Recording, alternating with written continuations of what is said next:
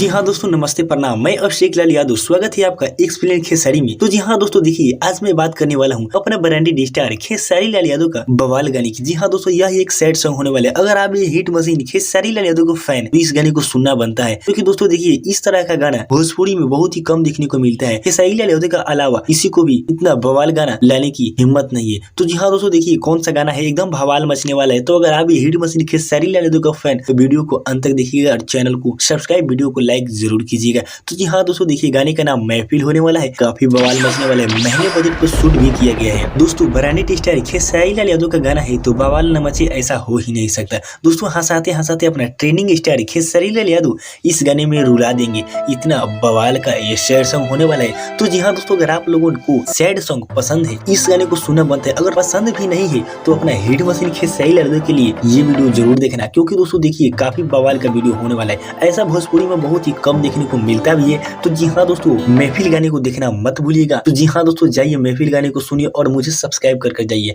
तो जी हाँ दोस्तों, चलिए मिलेंगे फिर से हिट मशीन खेसारी लाल यादव की बवाल अपडेट के साथ।